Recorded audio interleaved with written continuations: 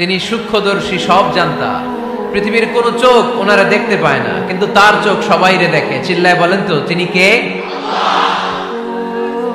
সব তিনি দেখতে পান, সব তিনি শুনতে পান। সাত আকাশের উপর সিদরাতুল মুনতাহা, তার উপরে আল্লাহর আরশ, তার উপরে আল্লাহর কুরসি, সেখানে আল্লাহ তাআলা সমাসীন। এই আরশের উপর থেকে আল্লাহ তাআলা জমিনের অতল গহ্বরে, কোন জঙ্গলে, কোন গুহার ভিতরে কোন পিপিলিকাও যদি হেঁটে যায়, আল্লাহ বলে এত উপর থেকে ওই পিঁপড়ার হেঁটে চলার পায়ের আওয়াজটাও আমি আল্লাহ শুনতে পাই। এজন্য কেউ যেটা শোনে না শোনে কে? কেউ যেটা দেখে না দেখে কে? কেউ যেটা পারে না পারে কে? আওয়াজ করে বলেন, আল্লাহ কি আমাদের কাছে না দূরে? আমার বাবা মা আমার যত কাছে, তার চাইতো আমার বেশি কাছের কে? আমার স্ত্রী আমার যত কাছে, তার চাইতো আমার বেশি কাছের কে? আমি আমার যত কাছের, তার চাইতো আমার বেশি কাছের কে? আল্লাহ তাআলা তিনি যে আমাদের কাছে, এটা বোঝানোর জন্য তিনি কোরআনে দুটি শব্দ ব্যবহার করেছেন। আওয়াজ করে বলতে হবে, কটি? দুটি। এক জায়গায় ব্যবহার করেছেন করিব, আরেক জায়গায় ব্যবহার করেছেন আকরাব। রব্বুল আলামিন বলেন, وَإِذَا سَأَلَكَ عِبَادِي عَنِّي فَإِنِّي قَرِيبٌ أُجِيبُ دَعْوَةَ الدَّاعِ إِذَا دَعَانِ فَلْيَسْتَجِيبُوا لِي وَلْيُؤْمِنُوا بِي لَعَلَّهُمْ يَرْشُدُونَ। রব্বুল আলামিন বলেন, নবী হে, আমার বান্দারা যখন তোমাকে জিজ্ঞেস করে আমি কোথায়, তুমি বলে দাও ইন্নী করিব, আমি কাছে। আল্লাহু আকবার, তিনি কাছে।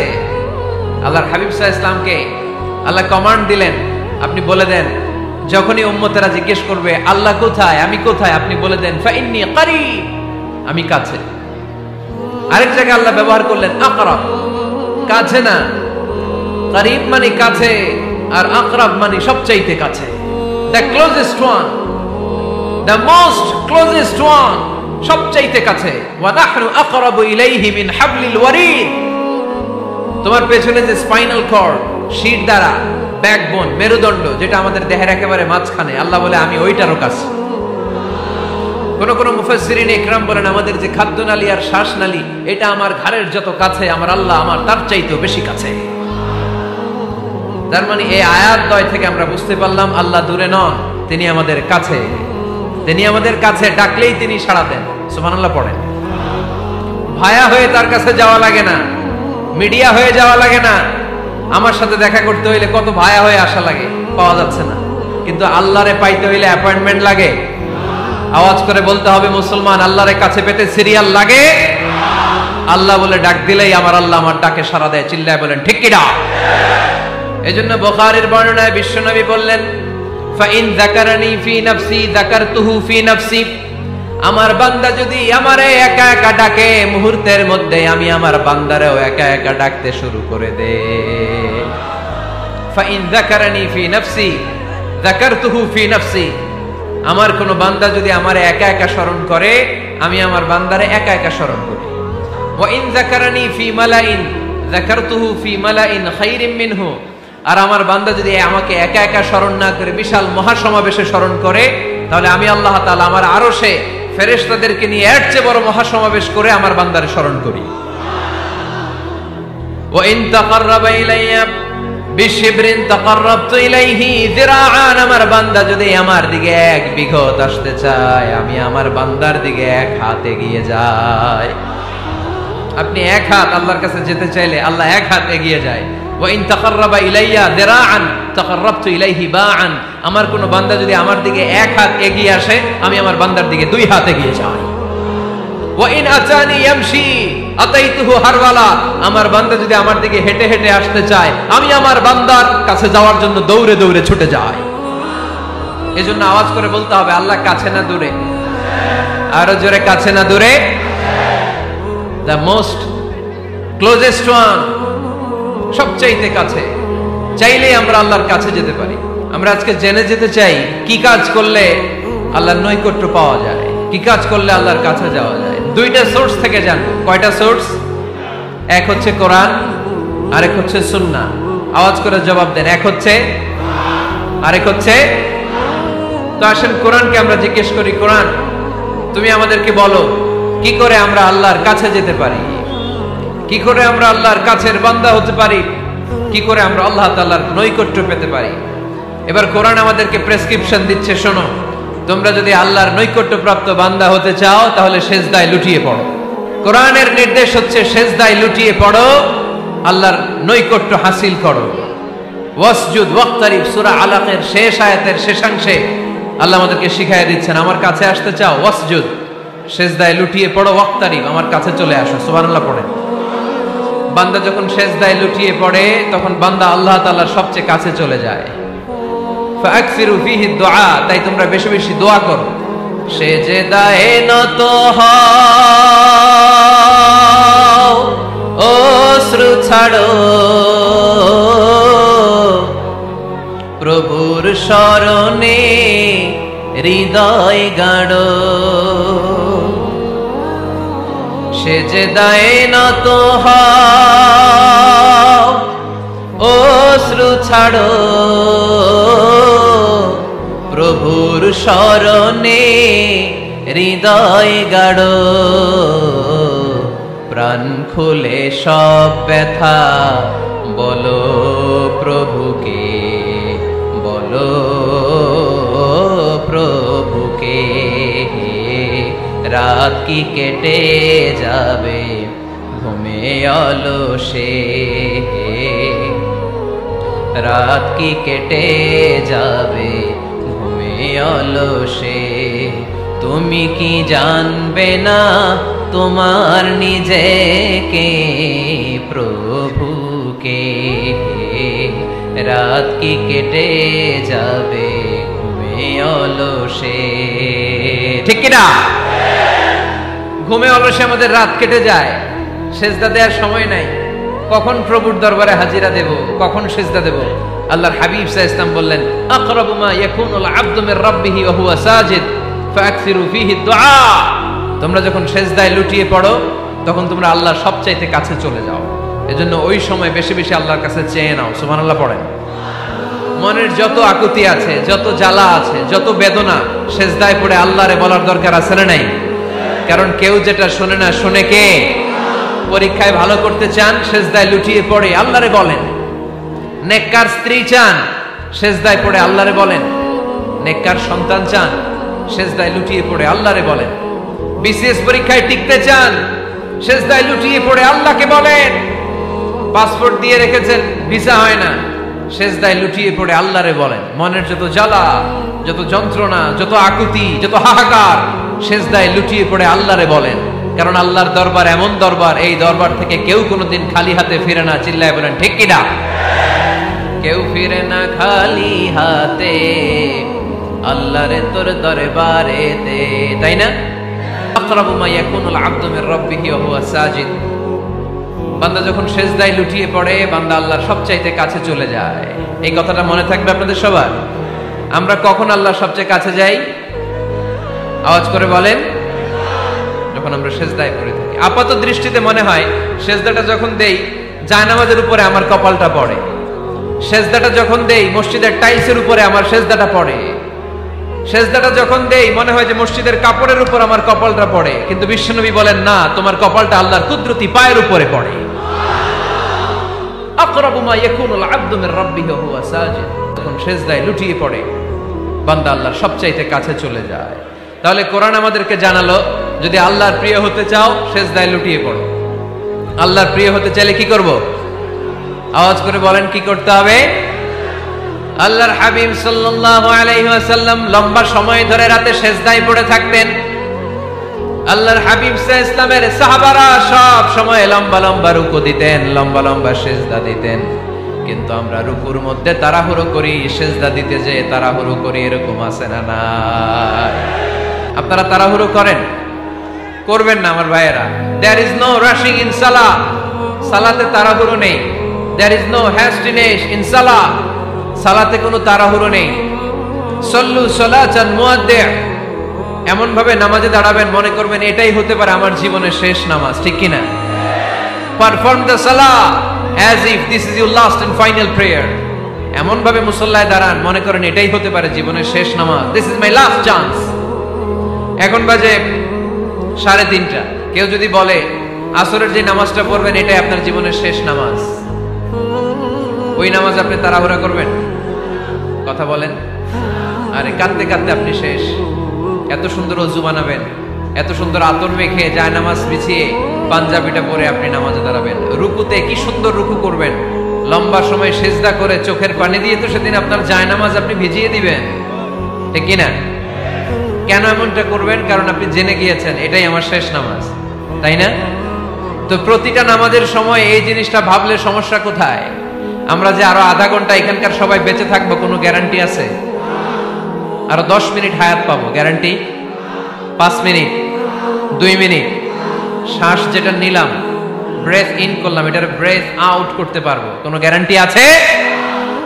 তো প্রতিটা সালাতের মুসল্লায় যখন দাঁড়াই এই চিন্তাটা আমাদের মাথায় আসে না কেন যে এটাই আমার শেষ নামাজ?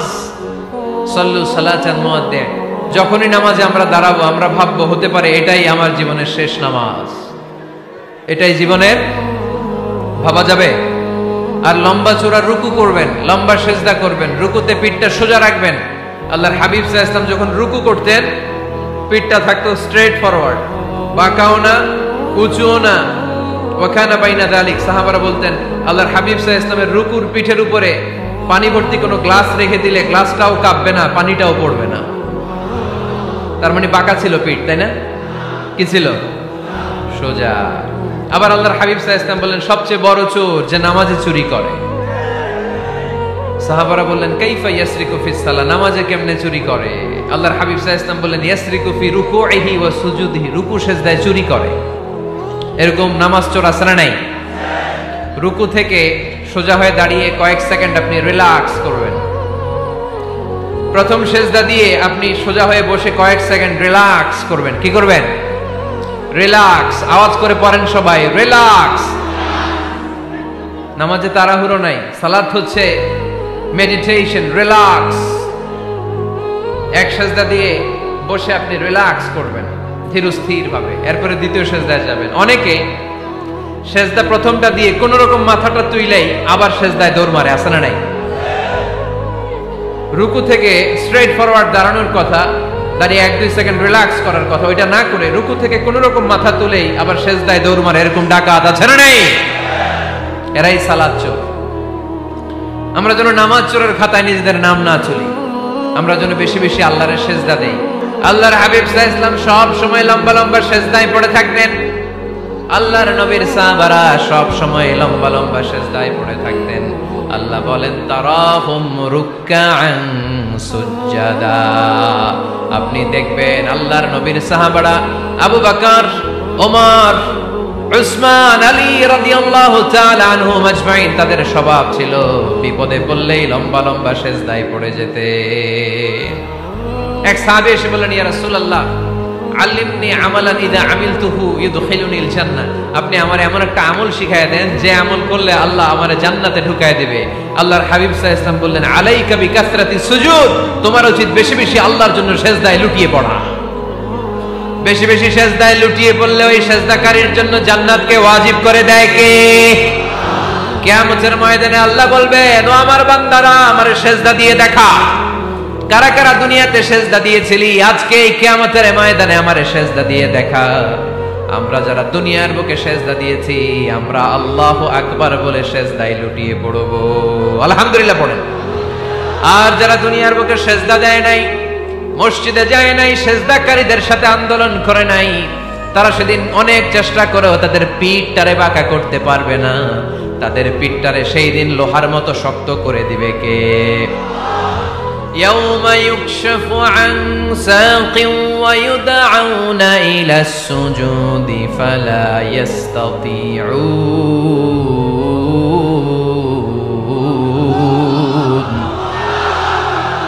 সেদিন আল্লাহ তাআলা উনার পায়ের গোছা উন্মুক্ত করবেন, পায়ের গোছা দেখাবেন আর বলবেন সেজদা দাও, সেজদা দাও। কারা দুনিয়াতে সেজদা দিয়েছো এখনই টের পাওয়া যাবে। আমরা আল্লাহু আকবার বলে সেজদায় লুটিয়ে পড়ব। কিন্তু যারা দুনিয়ায় সেজদা দেয় নাই এরা অনেক চেষ্টা করো পিঠটারে বাঁকাই করতে পারবে না, সেজদা তো দূরের কথা, এদের পিঠটারে লোহার রডের মতো শক্ত করে দিবে কে? এই দুনিয়াতে আমরা খালি চোখে যা দেখি সব কিছু সেজদা করে কারে?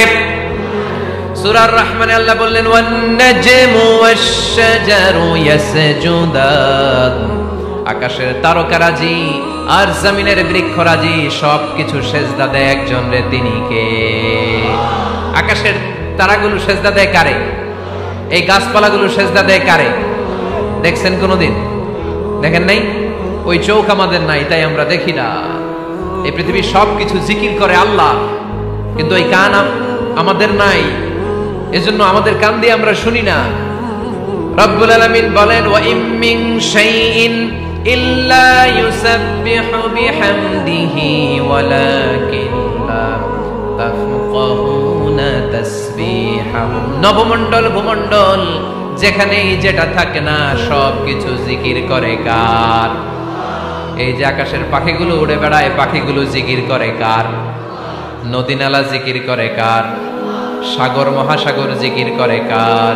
পাখিরা যায় উড়ে যায় আকাশের ওই নীলিমায়, নদীরা যায় ছুটে যায় সাগরের ওই মোহনায়।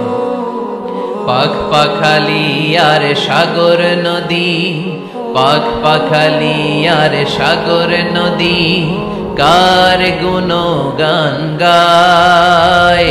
আল্লাহু আল্লাহ আল্লাহু আল্লাহ আল্লাহর গুণগান গায়। সবাই পড়েন আল্লাহু আল্লাহ আল্লাহু আল্লাহ আল্লাহর গুণগান গায়। সুবহানাল্লাহ পড়েন। ওয়া ইম মিন শাইইন ইল্লা ইউসাব্বিহু বিহামদিহি ওয়ালাকিন লা তাফকাহুনা তাসবিহাহুম। পৃথিবীতে যা দেখো খালি চোখে সবকিছু আল্লাহর তাসবিহ পড়ে, সব আল্লাহর জিকির করে, সব আল্লাহর সিজদা দেয়। ওয়ান নাজমু ওয়াশ-শাজারু ইয়াসজুদান, আকাশের তারা দুনিয়ার বৃক্ষরাজি সিজদা দেয় একটা সত্তাকে, তিনি কে? অস্ট্রেলিয়ায় একটা শহর আছে সিডনি, সিডনিতে একটা জঙ্গল আছে, ওই জঙ্গলে একটা গাছ মানুষের মতো করে টু দ্য ডাইরেকশন অফ কিবলা, কিবলামুখী হয়ে এখনো রুকু দিয়ে আছে। সুবহানাল্লাহ পড়তে পারলেন না আওয়াজ করে?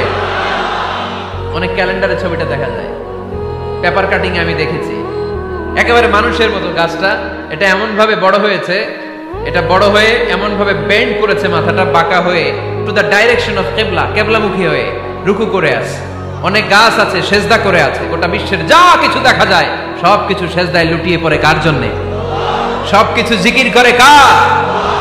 ওই কান আমাদের নাই তাই আমরা শুনি না, ওই চোখ আমাদের নাই তাই আমরা দেখি না, কিন্তু মহাবিশ্বের সবকিছু সেজদা করে কারে? এজন্য আমরাও সেজদা করতে চাই একজনকে। চিল্লায় বলেন তিনি কে? আমরা মসজিদে একটা সেজদা দেব, আবার মাজারে যে আর একটা দেব। হ্যাঁ, সমস্যা কি? সব জায়গায় দিলাম, মসজিদেও কিছু দিলাম, মাজারেও কিছু দিলাম।